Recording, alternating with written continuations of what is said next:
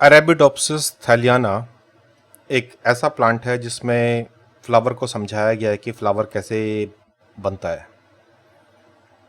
उसको समझाने के लिए एक एबीसी नाम का मॉडल दिया गया है, जिसमें जो जीन उस फूल को बनाने के लिए रिस्पॉन्सिबल हैं उन्हें 3 कैटेगरी में बांटा गया है, ए, बी और सी।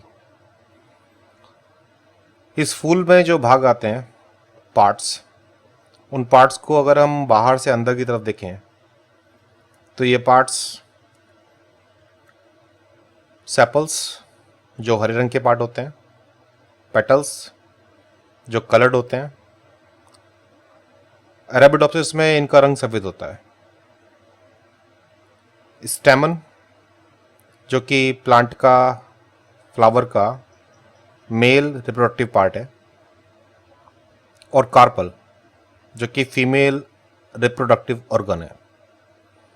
इनको हम लोग डिफरेंट घेरों में बांट सकते हैं जिन्हें हम होल्ड्स कहते हैं। होल्ड 1 इसमें आती हैं सेपल्स, होल्ड 2 इसमें पेटल्स, होल्ड 3 स्टेमन और होल्ड 4 कार्पल। जब हम जीन्स की बात करते हैं तो जो ये जीन के सेट रखे गए हैं ए, बी और सी, ए सेट में आती हैं AP2, एपेटेला 2। जीन सेट बी में आती हैं एपेटेला 3, AP3 और पिस्टिलेटा जिसे हम PI के नाम से भी जानते हैं।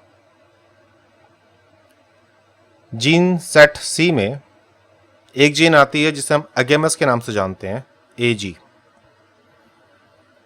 तो जो पहली बात हमें याद रखनी है वो जीन सेट ए में AP2, जीन सेट बी में AP3 और PI, और सेट सी में एगेमस।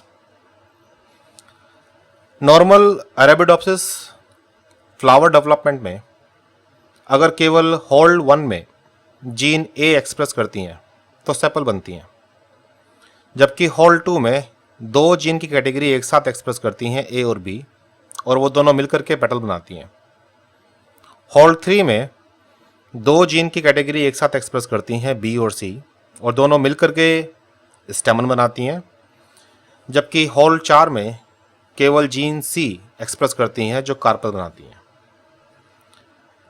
नेट एग्ज़ाम में एक क्वेश्चन आता है कि कौन से सेट में कौन सी जीन्स होती हैं, जो हमने अभी सीखी हैं। सेट ए में AP2, बी में AP3 और PI, और सी में AG। दूसरा क्वेश्चन जो ABC मॉडल से आता है वो आमतौर पे म्यूटेशन का क्वेश्चन आता है कि अगर हम इनमें से किसी एक सेट को गायब कर दें तो फ्लावर के स्ट्रक्चर पे क्या फ़र्क पड़ेगा। जैसे कि अगर मैं सेट सी को गायब कर दूं तो जो ग्रुप ए की जीन्स हैं वो जीन्स चारों होल्स में एक्सप्रेस करेंगी, लेकिन बी केवल 2 और 3 में एक्सप्रेस करेगा।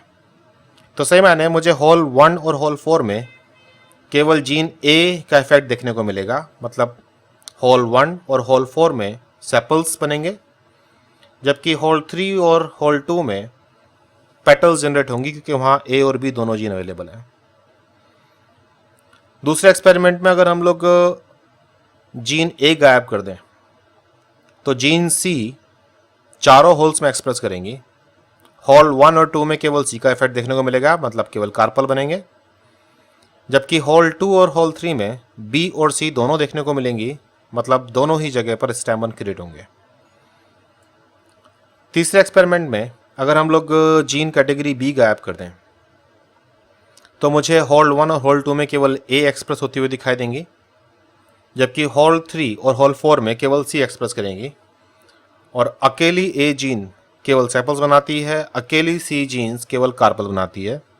तो होल्ड 1 और होल्ड 2 सेपल्स और सेपल्स जनरेट होंगे, होल्ड 3 और होल्ड 4 इसमें कार्पल्स जनरेट होंगे।